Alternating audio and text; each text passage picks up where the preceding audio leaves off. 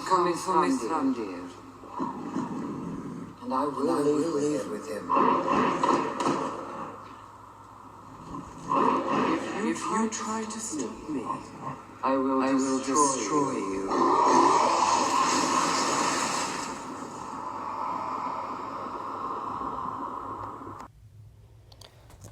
So, that was The Hobbit. This is the mountain, but another representation of the mountain is right here. The sword and the stone. It's very important. And we'll get into that later in the video. Today we're talking about the 7D, 8D, 9D, 10D, 11D, 12D. So let's get right into it. So we talked about the angels last time. How they're the guardians of all of these realms. They're the cultivators. They work with the children of light.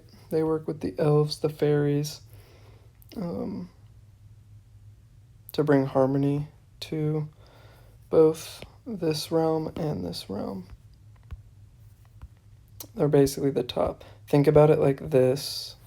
These realms are separated, quote unquote, into two different bodies. This is where Christos energy is, right here. The Krishna energy, the Buddha energy, the middle way. It's the middle point. So everything goes like this. Boom. This is the 11D, right? This is the 11D, true sight. So, let's talk about the mountain. So the mountain is where the archangels live. And the mountain is a lot of things. Mount Olympus, Mount Meru, Rupus, Nigra, which means rock, black rock. What else is it known as? The tree of life. I don't know how to spell Yggdrasil.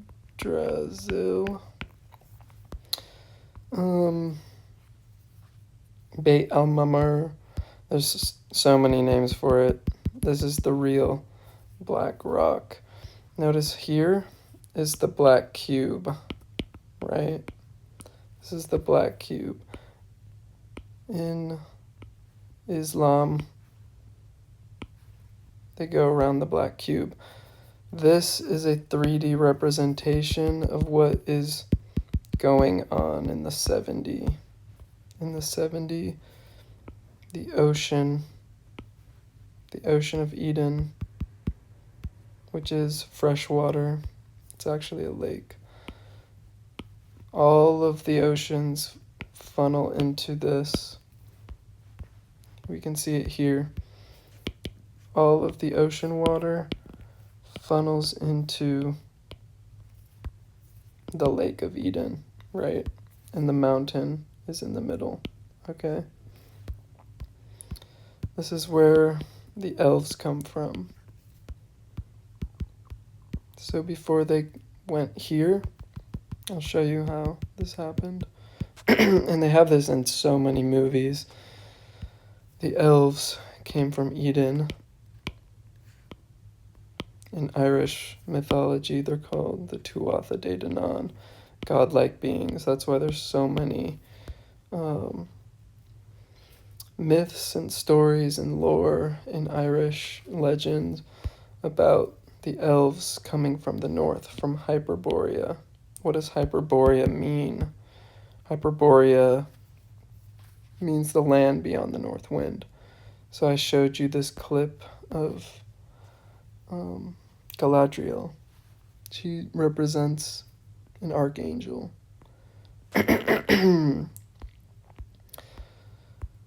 Okay, let's see. Other mountains. We have Hindu mythology. We have the mountain with the lake, right? The underworld and the overworld, right? Where else do we see the mountain? Sorry, the resolution is horrible. This is the never-ending story, some fan art. The dragon, the mountain. The Sphinx Gate, right? The Sphinx Gate is I'll show you. The Sphinx Gate is the 7D feminine. They're the cherubs of the 7D. Okay, so let's go back to our gallery. Where else do we see the mountain? In this show called His Dark Materials, he makes a portal into a different dimension, and you see this stream of light. This is the plasma. This is the blue beam. See how it makes a cross? This is the Christ consciousness, the Christ stream. Where else do we see it? In the sword and the stone, like I already mentioned. The sword and the stone. The sword is the beam of light. And in the never-ending story, the sword is in the stone. The dragon is wrapping around the mountain, right? In the Legend of Zelda, the sword is in the stone. And actually, in that game, I think you have to, it's correlated to a dragon right there. All right, where else is the mountain? Again, Hindu mythology, the Devas and the Asuras. The churning of the ocean, this myth, quote-unquote myth. Whenever I say myth, I don't really mean myth. This reality. So here we see the electric current, which is represented by the snake. And there's a positive and a negative charge. The mountain in the middle is obviously the mountain, the holy mountain. And you notice that I put Poseidon, or the trident, in there.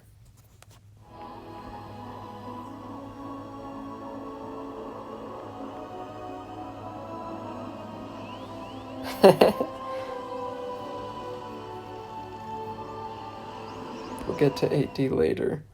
Where else do we see the mountain? According to an ancient Hopi prophecy, when the blue star Kachina dances, it will signify the end of the fourth world, emergence of the fifth world. Hopi believe there will be a day of purification during catastrophic events as present world ends. Those who continue will be pure of heart and will work for the peace of all the people. Okay.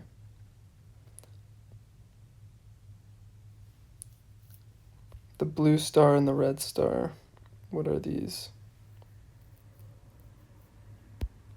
What are these prophecies alluding to?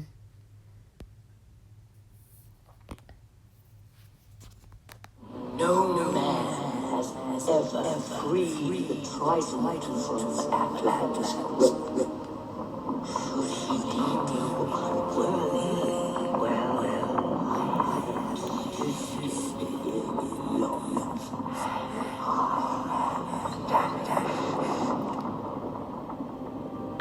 And this is the 8D.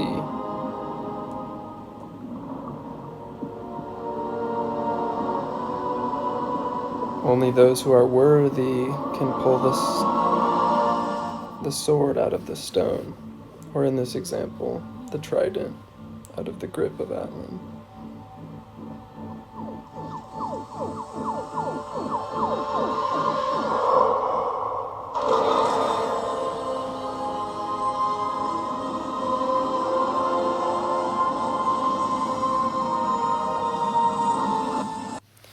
Only those who are pure of heart. Again, the sword and the stone.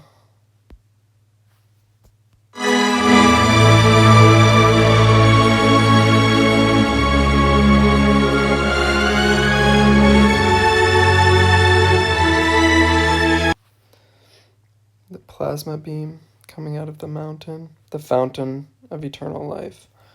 That's what this is. Okay.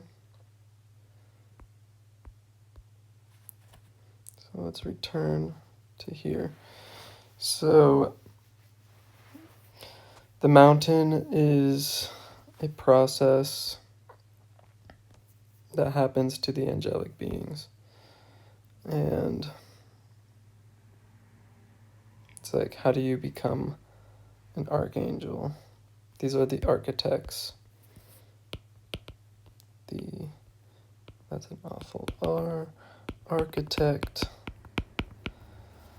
Architects of the reality. So what the architects are doing is creating systems that these three dimensions, 4D, 5D, and 6D, must adhere to. They're creating the structures and the systems. And this comes through all forms of spirituality, mythology. They work with the 9D. The 9D gives the total codes. The 7D puts it into a format that can be understood by the 6D, who then teaches it to the 5D, who then teaches it to royalty, who then teaches it to the collective, right? So this knowledge from the 9D, and the 9D gets its knowledge from Alpha, True Sight, and Omega. All of these are feeding into here. Because as you see, it's the core. The core. The core. The heart. Core is heart in Latin. So the celestial sphere is the core.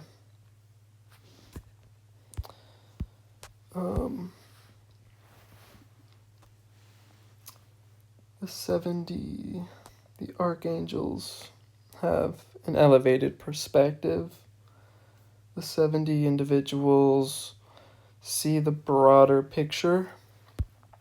Again, what I just described as information trickling down. They have the broader picture because they're in the realm of the generator. Right? They have a mastery of leadership. So think of Sherpas, guides in the Himalayas. They're a good representation of the archangels in human form at that level. But they're operating in 3D, 4D, potentially 5D. But they are guiding people up the mountain, right? And the mountain is very dangerous. There's a lot of ups and downs and ups and downs and ups and downs. And this pattern is where a lot of people get stuck. You have your peaks and your valleys, but as long as you remain aligned, you're moving up, you're ascending. So many people who, I don't want to say spiritually bypass, but they think the ascension process is linear, and that's not really the case. You actually have to go lower to ascend higher, and that's what our entire collective is doing at the moment. Like, we are in the Kali Yuga, so we're down here, and we're coming back up, right? So on multiple levels, multiple layers, the collective is oscillating, the individual is oscillating.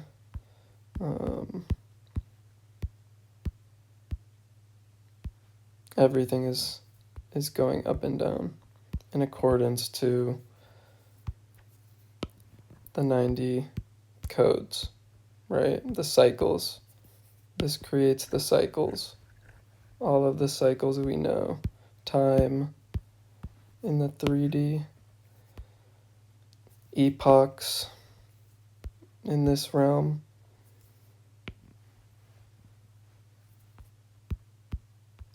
The stories we hear.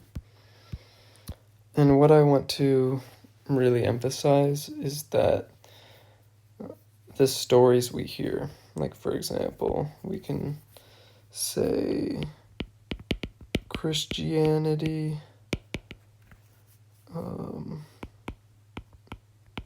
Islam, Judaism, and all of the different branches. We can add Mormonism, all of the different branches. There's so many branches, right? And this is because the royalty are creating confusion after the last reset. We'll get into resets later. But essentially, we've lost connection with truth because we lack the ability to observe the real. The real is what is true. So we have all of these conflicting beliefs, but all of these beliefs, let's see, maybe there is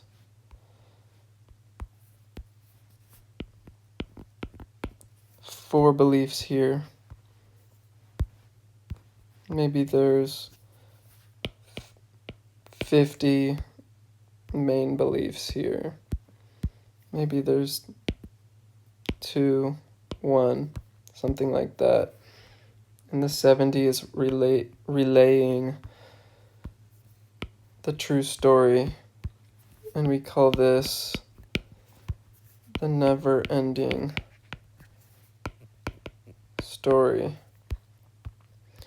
And the never-ending story is the reality of our existence, basically, without being altered for political gain, for military control, for social control, for monetary gain.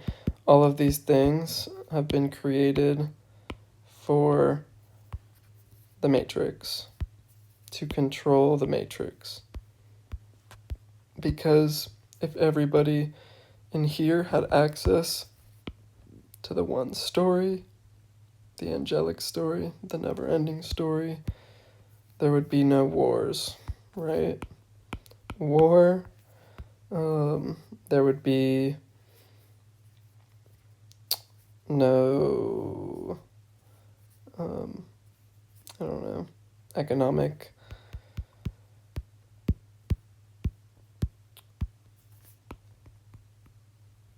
I forget the word, economic discrepancy, I forget the word, but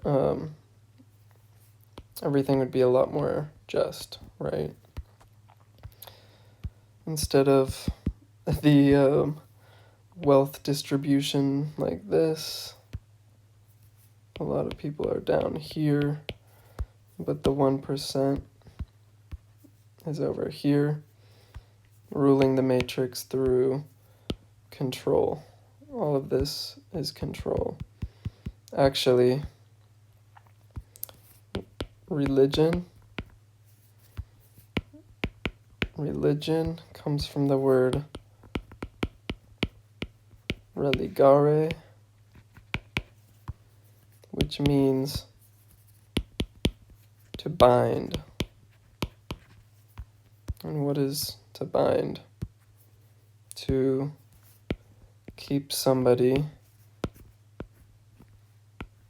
contained, to keep somebody restricted from going outside, looking for truth by themselves, right? So religare, to bind, religion, to bind. Here, royalty is more sovereignty.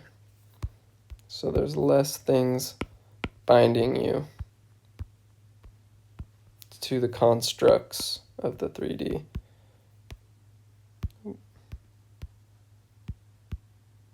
Let's clear the field.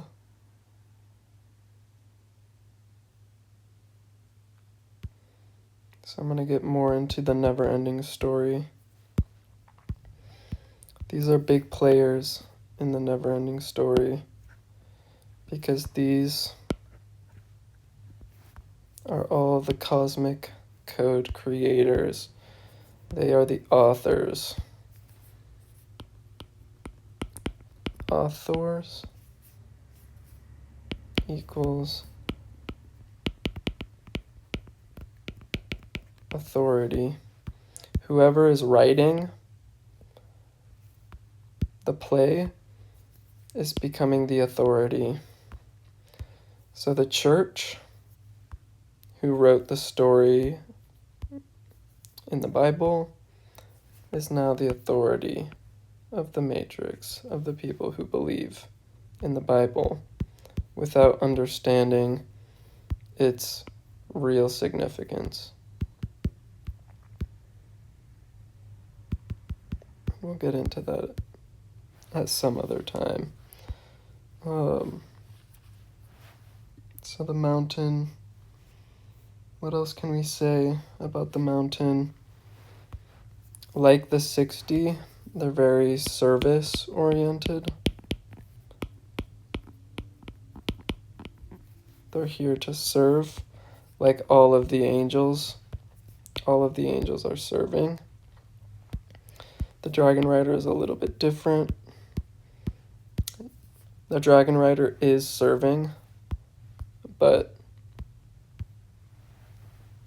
in unconventional ways. The Dragon Rider is a rebellious spirit. So let's go back in here, because I had the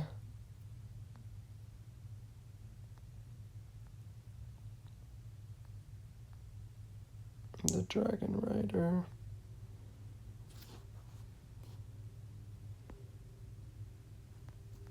Yeah, so the Dragon Rider. She represents the celestial sphere. She is the pearl. See how she has the pearl on her forehead? The pearl is esoterically symbolic of the celestial sphere. Same with orbs. The famous painting, the girl with the pearl earring, is another thing that's coming to mind. Notice the Mad Hatter also, following the white rabbit. Why does this snail look a little bit like a rabbit, right?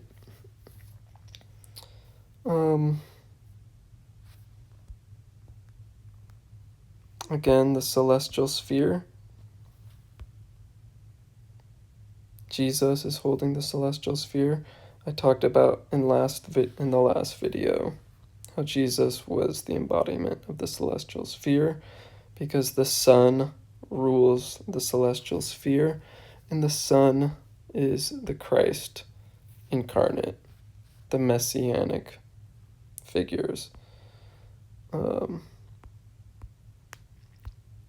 The God embodied. Let me see if I can find... I have to figure out a way to organize this better. Here's another example of the Dragon Rider. Again, Jake Sully from Avatar.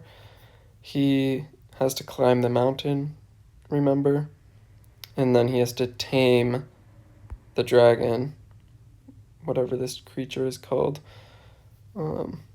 And he does that to liberate Home Tree. Remember? And Home Tree is the tree of life. So he has to climb the mountain. On top of the mountain, he has to tame the dragon. And then this creates a new story, right? Like how I said it's a rebellious spirit. It's in opposition to the structure that is being imposed. So the structure in Avatar is the mech people. The 3D people want the resources, they want the possessions of the land, they want they want money, basically. Okay, so this is another good example from the show 3 days in the wild with full gear. We are going to this mountain, which is called Ginnungagap. Can somebody tell me what Ginnungagap means? Aisha? In the creation myth of the Vikings, Ginnungagap is the place where hot and cold meet and the world was created. Yes.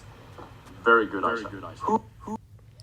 I forget what this show is called, but it's about Norse mythology, and they tell you in the show directly where the place where hot and cold meet in the mountain, right?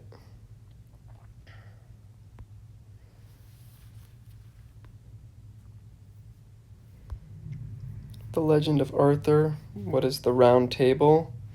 Again, the Round Table is the land at the North Pole with the rock in the middle.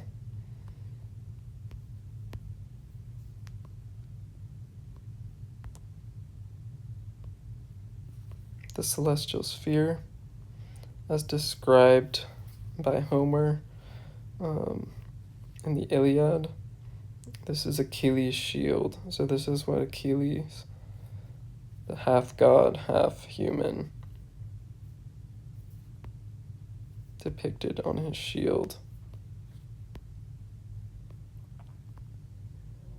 The Dendera zodiac, again showing the celestial sphere within. Let's look at the mountain again. Black Rock. You guys know what Black Rock is, hopefully. Paramount, showing you the mountain with the stars now. And the 5D, the mythology, Mount Olympus. Also, the Christmas tree is showing the water below the Christmas tree. The ring around the tree is the snake, the dragon, and the star on top is Polaris.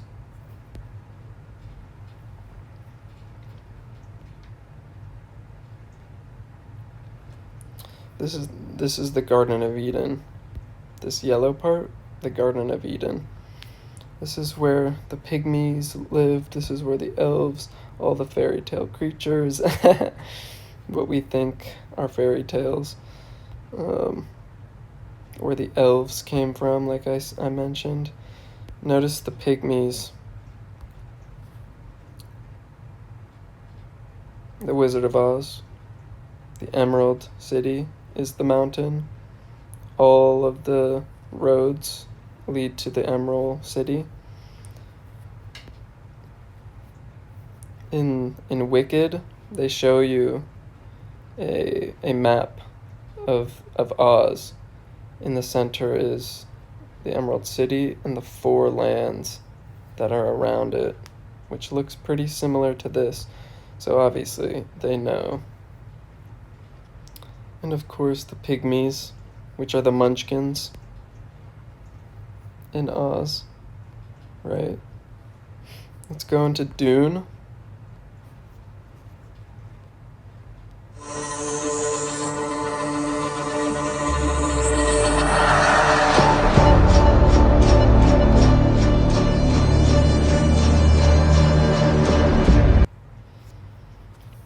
So we have the mountain, the celestial sphere on top, and the dragon rider storming the celestial sphere, right?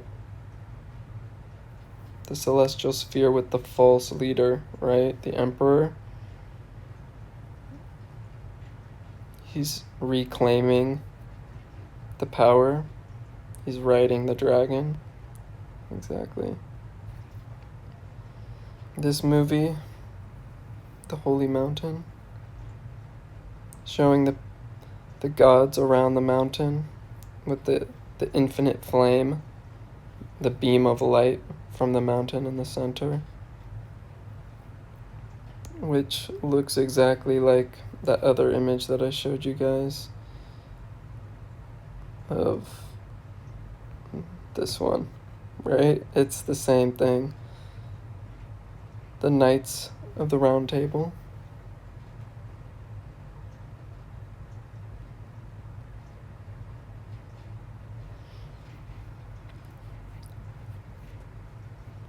The Christmas tree.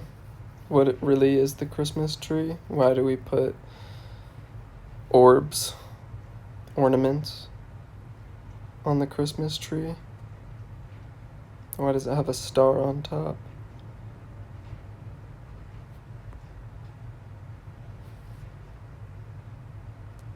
These are all connected things. The movie, let me see. Breaking too fast!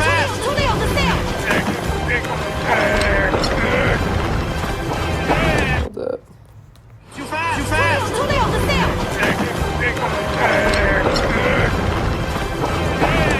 Get stuck!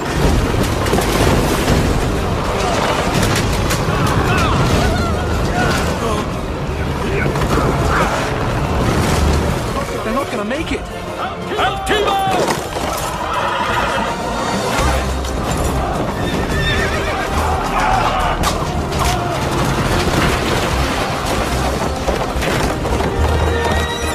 Are you crazy?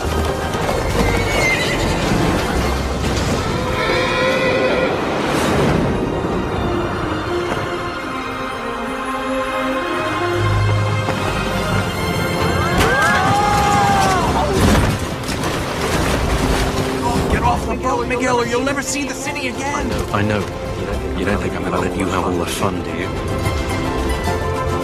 Come on, we got a wave to catch. Notice the red and the blue. And then when he gets back to the boat, he's only wearing red. So he's going back and see, he's wearing blue and red with the crown. And then he takes off the crown and he loses the blue, which means he's going back in. He's going from 6D back to 5D, back to 4D. He's going back to Spain with his gold instead of remaining in El Dorado, which is the Garden of Eden, right? El Dorado,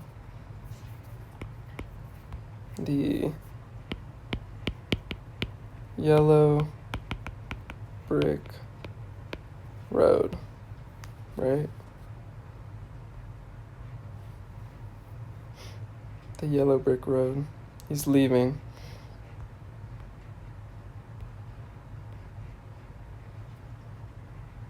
You know what movie this is? Howl's Moving Castle. The door into the Four Realms. It looks like it looks like the Four Realms. The Four Realms. The portal. Let's see, what else is there?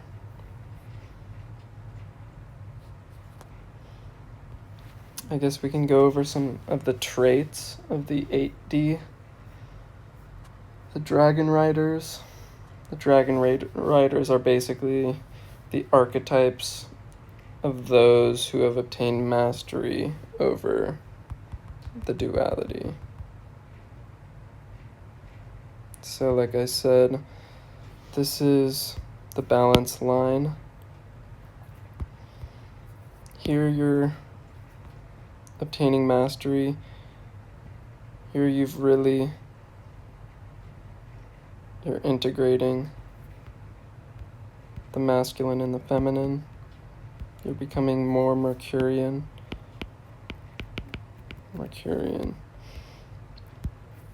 Here is when you face the actual dragon of all existence, like the final test. And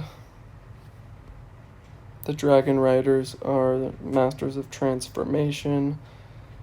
They integrate polarity. So what is right and wrong? It's a concept that does not exist. Everything is moving forward. Everything is good. And a lot of people in Samadhi, in 5D, recognize this. Everything is perfect the way it is, even if it's awful, even if you're going through heartbreak, even if you broke your leg and you're wearing a cast, even if your loved one has passed away. All of these things are happening in accordance to natural law, evolution. Everything is about evolution.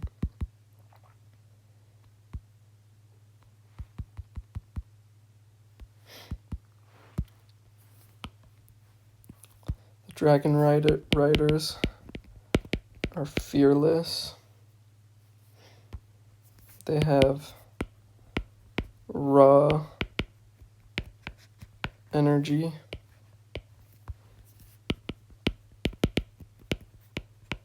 Primordial prana, right?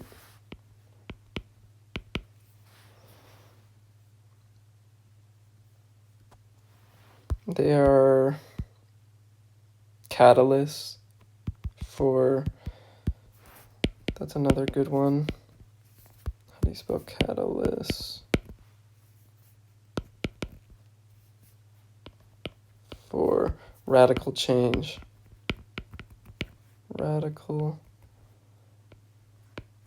change. Like how I mentioned in Avatar, how he comes from a different planet. And a lot of these 8D people come from a different planet. Like in Dune, right? He comes from a different planet. He becomes the Dragon Rider. He rides the worm. He changes the course of history for the galaxy, right? Same can be said for Jake Sully. comes from a different planet, integrates into the community, just like how Paul integrates into the community. What are they called?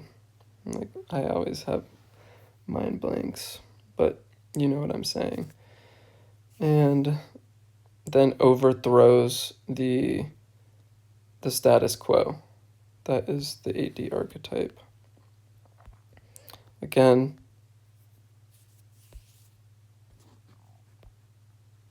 Aquaman comes from a different planet, comes from a different world. He's not born in Atlantis.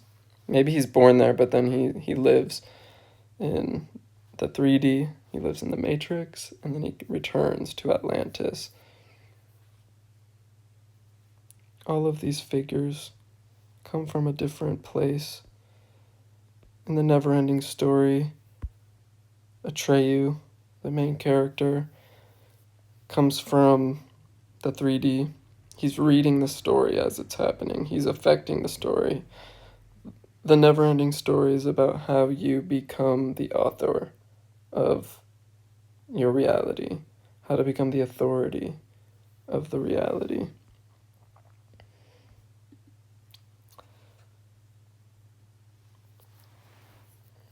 The Dragon Rider, the 8D beings, embody raw power combined with grace and doing what is true. Here's another example of the mountain with the dragon coiled around it, entangled. Again, we can do movie breakdowns as well. The masculine and the feminine becoming one, merging.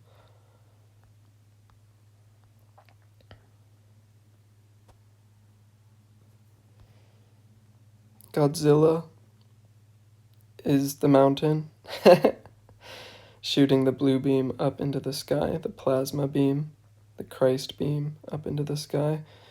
Helicopters around him are the archangels, maybe. It's a really cool image.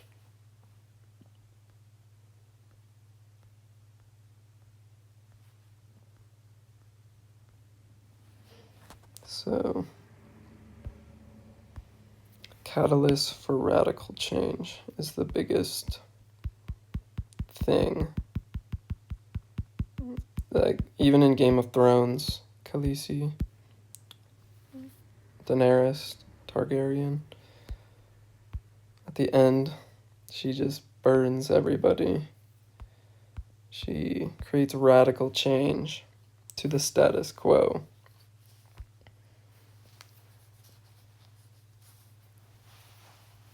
There's a lot of esoteric symbols in that show. Castle Rock is the mountain. So now we can get into the celestial sphere. So these are the masters of universal laws. Here, where are we? Masters of universal laws. Okay, so down here in Atlantis, we're learning about Atlantean laws. And down here, it's Admiralty law that governs. We can also call it maritime, which is not, it's actually not really maritime. This is the true maritime law. The maritime. The 4D is time. Mary is the feminine right? So this is Admiralty law down here. Okay. So back to the 9D, the celestial sphere. These are the visionary creators. So they create the stories. Like, for example,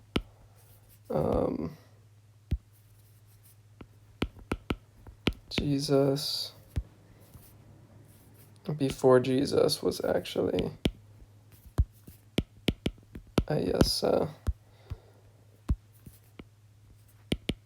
Horus. Boom. Like, Jesus. Krishna.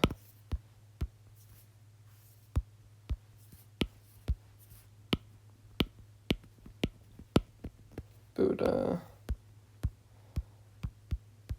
Right? These are these teachings, these stories that have been created around all of these figures who are just manifestations of this frequency. They've been carnalized. What does that mean? They've been put into form by these people and the people who are trying to control the matrix, right? The Bible is a carnalized interpretation of the teachings of the 9D.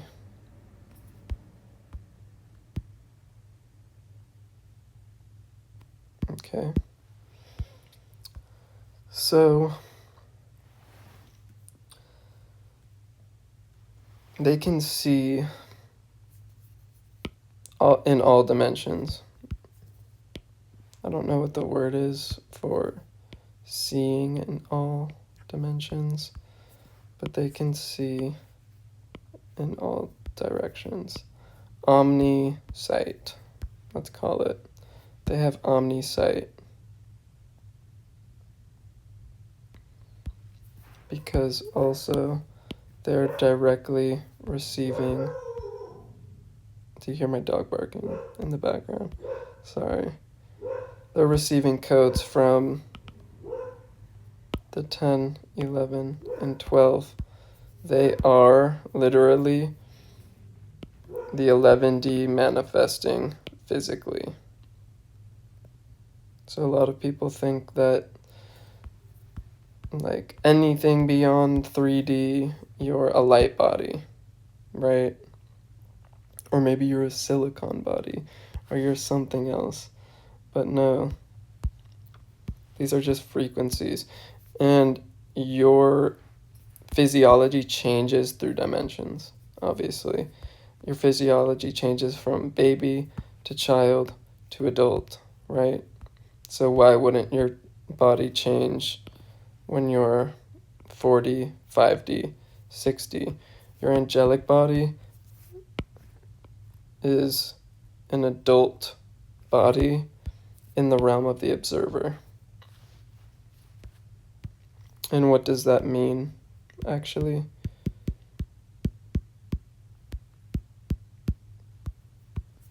You begin shining.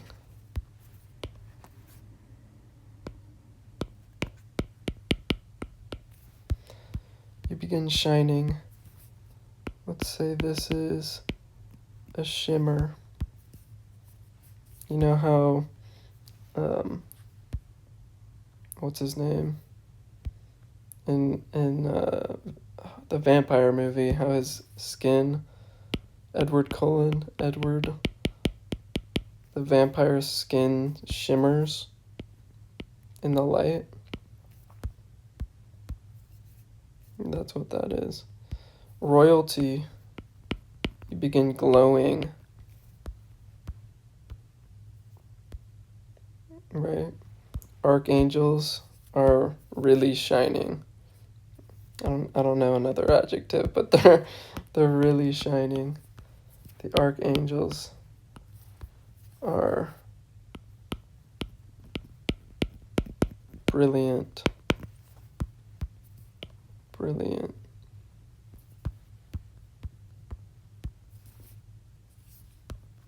Brilliant means also genius. They're tapped into their genius, right? The 5D genies, the muses of the 6D, they're geniuses.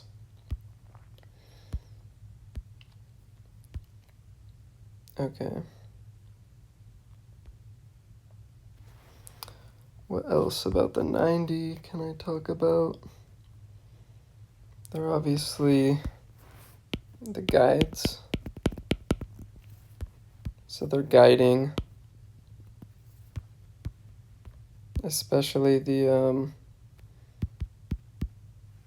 messianic figures. What is a Messiah? Messiah is somebody who's carnalized, someone who teaches the balance, someone who teaches the never-ending story to the collective, right? They're just messengers. They come as angels as well as messengers. Hermes,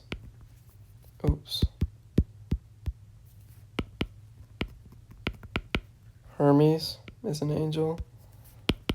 Thoth is an angel. Hermes Trismegistus is an angel. The Emerald Tablets, the Emerald City.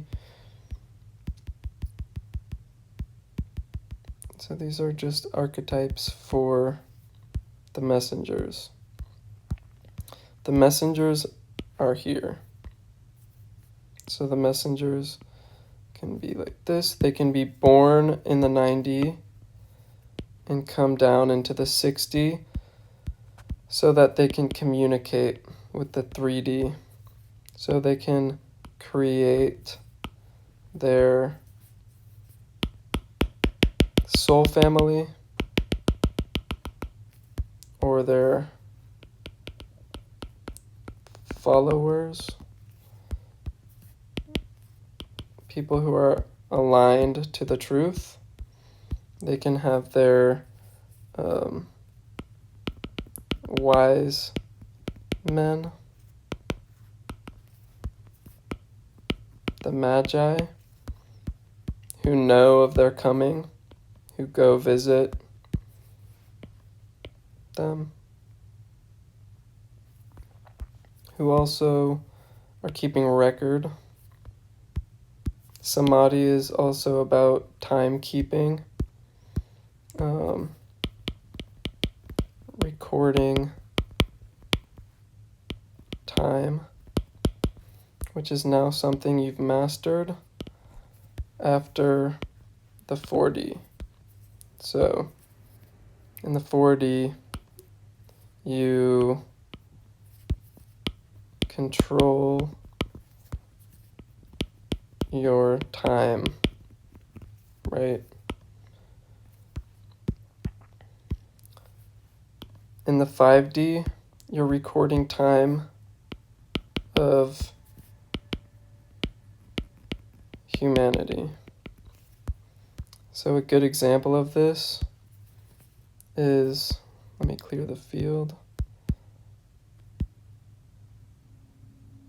A good example of this is the Aztecs and the Mayans, who've created their calendars, the long count calendar and the Aztec calendar, which I can actually show you somewhere in here.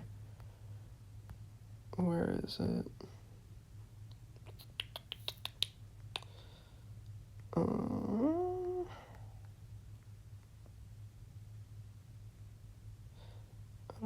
did I not save it in here?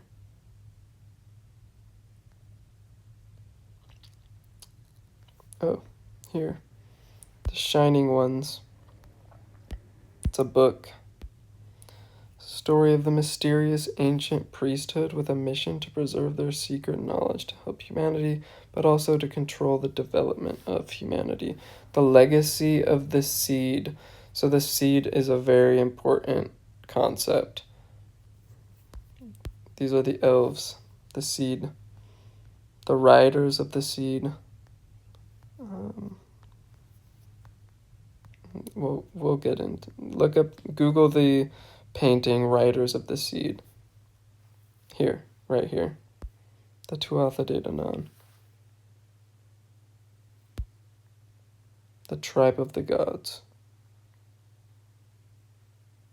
These are the original Shining Ones, right? These are the original people who came from the mountain down the mountain, inhabited Eden, went down from Eden to Ireland, which was a 4D civilization at the time. They began building infrastructure. This is buildings and cathedrals. They went down to other places, started building infrastructure, and this was not during the Kali Yuga, so actually everybody was around here. But it's very important. The story, the never-ending story, is all about people coming from the mountain who are either underground or living on the mountain. The gods, Mount Olympus, were living in the mountain, and then they came back down to Eden. This is Hyperborea. This is very, very, very important. Hyperborea. And from Hyperborea, the elves, right? Because this is the elves. They became known as the half-god race, right? The folk of the goddess Danu. Supernatural race in Irish mythology. Depicted as kings and queens, druids, bards, warriors, healers. They dwell in the other world. The other world, what is that? The other world is Hyperborea. This is the 6D. The land of the 6D. So, the vibration that you're operating on informs your physical reality, right? So if you're operating in a 3D awareness, your surroundings will be 3D, right? If you're operating in a 4D awareness, your environment will be 4D. So we create our reality, our physical reality, based off of our awareness, based off of our vibrational field, our informed field. How big is it? How much awareness do we have? Because the problem with people from the 6D living with people in the 3D is that it's too much. Same with the 5D, living with the 3D. Because, let's draw people. Let's say this is 3D, this is 5D, this is 6D. So the 3D field is very small in comparison to the 5D field, which is much larger. This is your aura, right? In the 6D field, let's change that to a different color. The 6D field is even larger. But because they're in the same realm, the frequency is closer. The vibration of this is closer.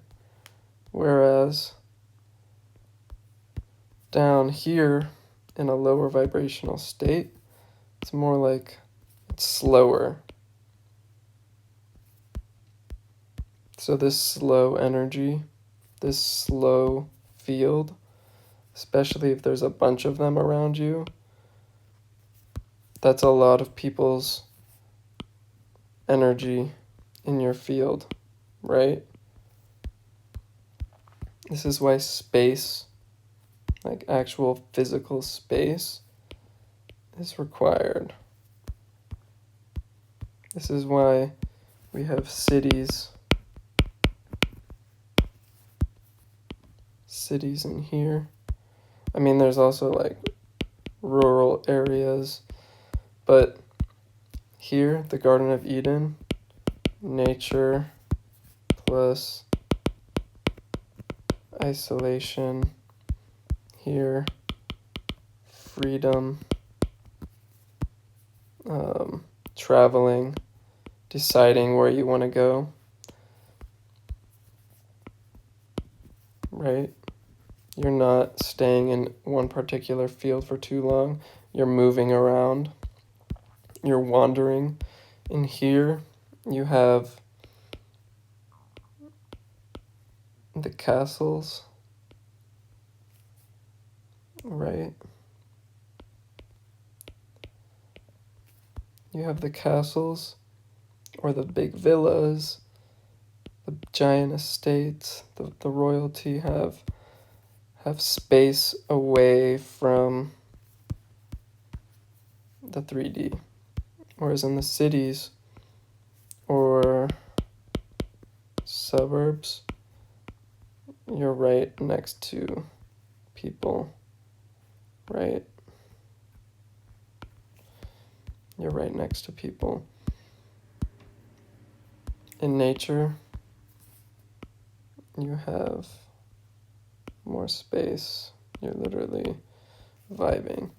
And eventually this is where we want to get to. But in the meantime, what I see right now, yes, perfect.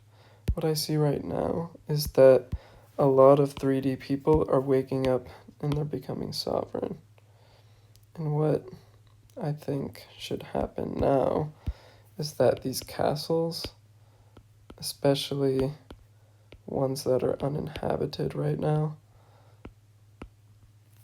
should be taken over by the new 4D people, right?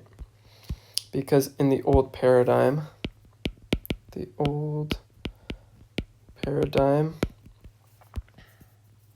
we had royalty, like what we consider royalty.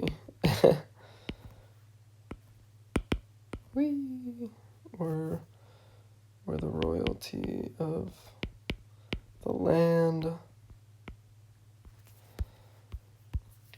and we live in this castle, and it's just our family who lives here, right? But now that we've evolved beyond monarchy, we're redefining what monarchy is. We're transitioning to monarchy. We're transitioning to internal monarchy.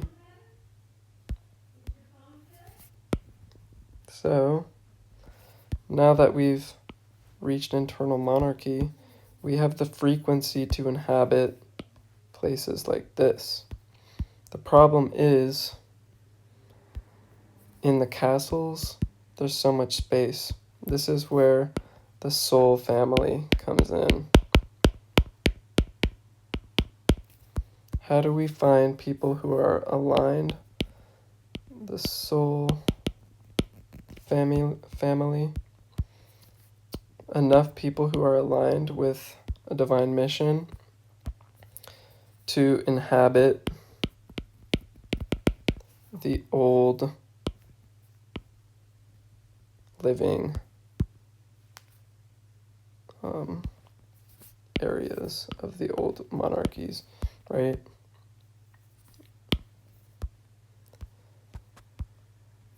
And once we get here, this is what I'm imagining. So we have a bunch of 40 communities. And remember in the last video I was talking about building the boats? So instead of drawing the castle every time, let's just build a boat. These are castles from now on. Remember how I was building, why are they so deep? I was building the boats. So we have all of these sovereign people on their boats. And we're creating a network. So we have 3 communities, 1, 2, 3, on their boats, right? When we converge these 3 communities, what do we get, actually? We get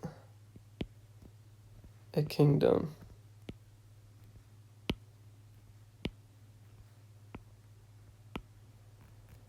We get a kingdom. And in the kingdom is 5D, right? After the convergence of the people living in community, we get the combined community. Combined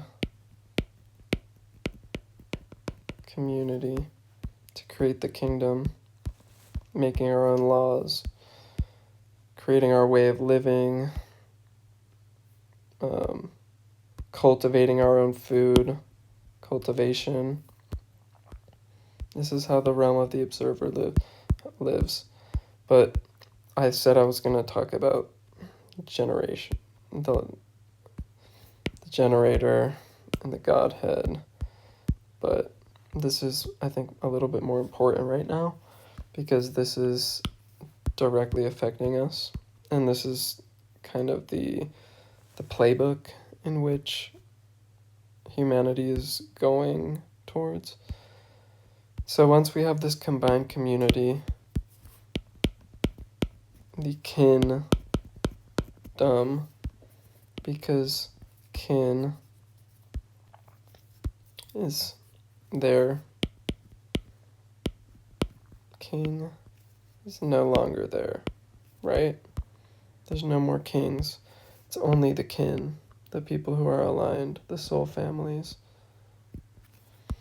But this kingdom can't happen unless all of these people are fully aligned, which is a lot harder to do than people think. But it's only a matter of time. So, what else? What else can I talk about? So what's after the kingdom? I said that the kingdom in last video, that the kingdom was going to happen over here, which is kind of true. The kingdom happens in here. The travelers, the 5D people, are traveling from kingdom to kingdom. The 6D beings are the actual creators of the kingdoms. So it's like, okay, here's the idea. That's a light bulb somehow, or a mushroom, I don't know. The idea to create community, but 4D communities are really hard to sustain, because the 4D, like I said in the last video, is a transitional dimension. So the reason why it's transitional is because Atlantis is a port dimension, which means people go in and out and in and out, in and out. It's not a stable, really, place to land. Actual Atlantis, real Atlantis, was a 5D.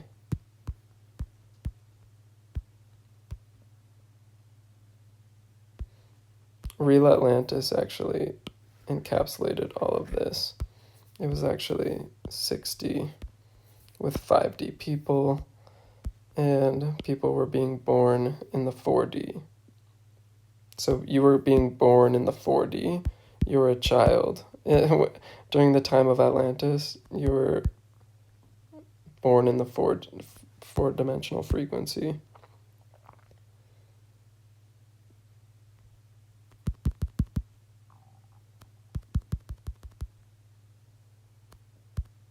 Okay. Let's see if there's any more images that I can share. Here's a good one of Galadriel.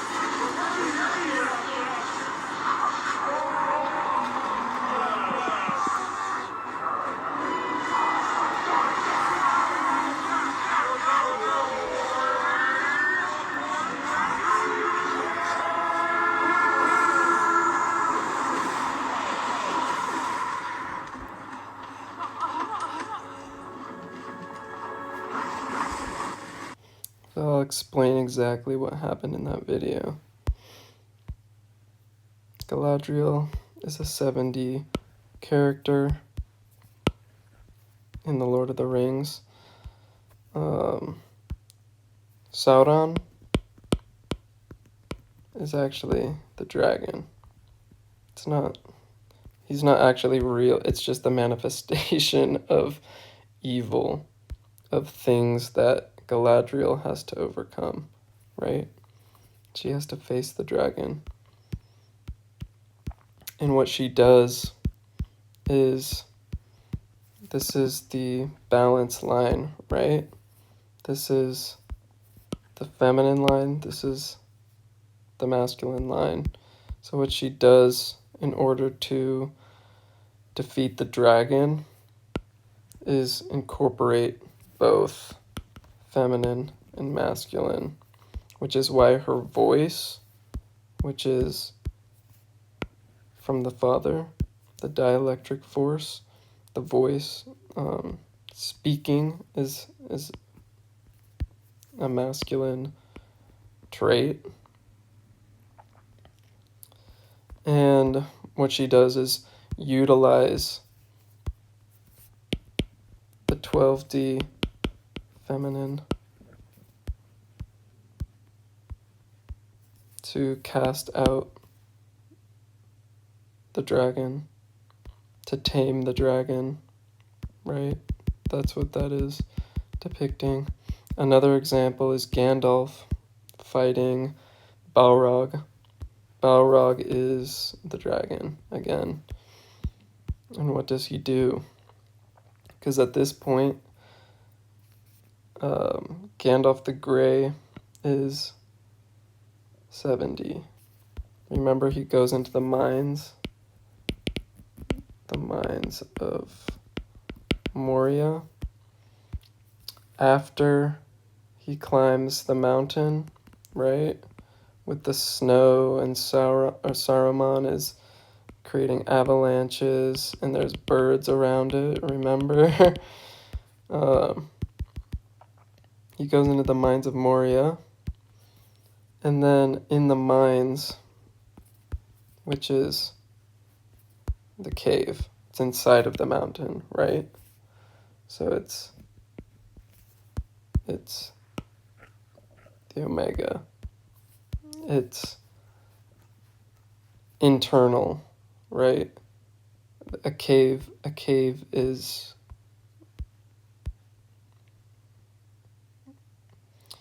you know what I mean. Anyways, Balrog, he fights him, you shall not pass. Again, utilizing the voice.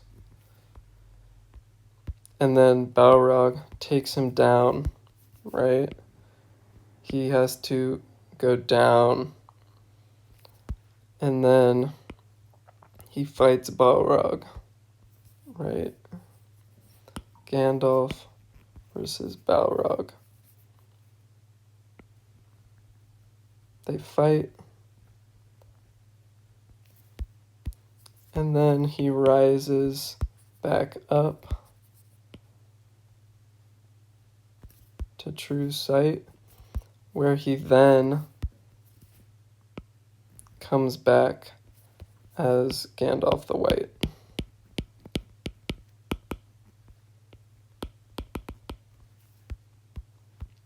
So Gandalf the White is the savior figure. And in the second movie, The Two Towers, let me see if I can look this up actually.